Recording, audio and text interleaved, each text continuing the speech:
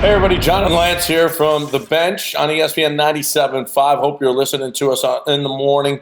We're talking a lot of Texans football lately because there's a lot of stuff. Even during a pandemic, we've got a lot of Texans content thanks to Bill O'Brien. But this one's about J.J. Watt, Lance.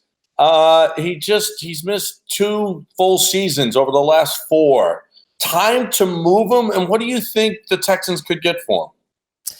I don't think they would get a whole lot for him based on how much he costs, how injury prone he is. You just mentioned it. He had 32 missed games and really that's for the better part of 3 of those last 4 years. One of them, I think he played 14 games. So 3 of the last 4 years, he's been extremely injury prone or had extremely serious injuries.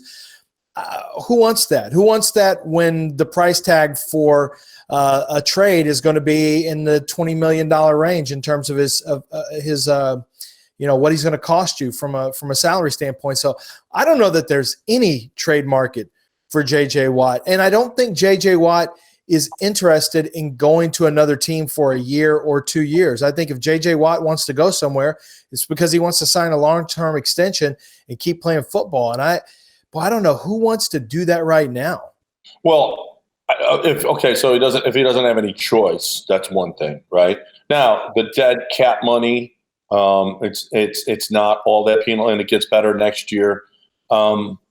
Whether or not you can continue to pay a dude $20 million, even if he's really good this year, do you have the money for him when you've given Laramie Tunsil all that money, when you give Whitney that money, when you Brandon Cooks and on, David Johnson, and what you got to pay Deshaun and all that stuff? I don't know that you can afford him anymore, especially since he's not on the field. You would think that some of his money is going to transfer over to Deshaun Watson at some point.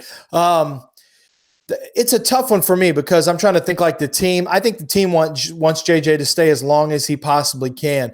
I don't get the sense that JJ Watt's the kind of guy who would just keep sticking around to earn a paycheck if he's not going to be healthy and if he's not going to be a good player. I feel like there is no chance that he gets traded. I think there is a very good chance. To me, the question is, do you automatically cut JJ after next year, sight unseen? That's tough to say because if he does have a big year, they're not cutting him, especially if he's got a chance to, you sign him to a 1-year deal, a 2-year deal with 1 year guaranteed, whatever.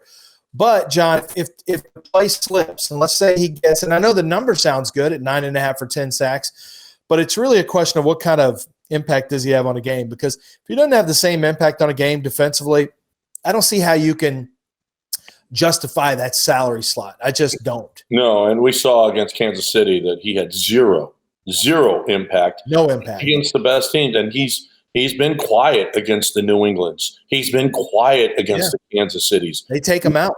Yeah. I mean, so listen, Deshaun bumps up to $18 million next year.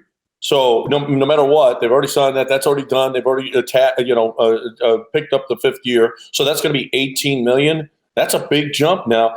You can find the money elsewhere, but why not find it with JJ that has just not been living up to a $20 million year? He is the greatest Texan ever. I don't know that that's even arguable right now, but those days are gone.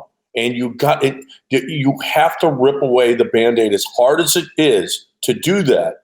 Great organizations rip away the Band-Aid when you just can't, when you're not supposed to wear it anymore. And JJ is that Band-Aid right now that you just have to rip away, Cal. You just have got to do it as much as you love the guy. You build a statue, you put him on the board and everything else, but you're going to have to rip that Band-Aid.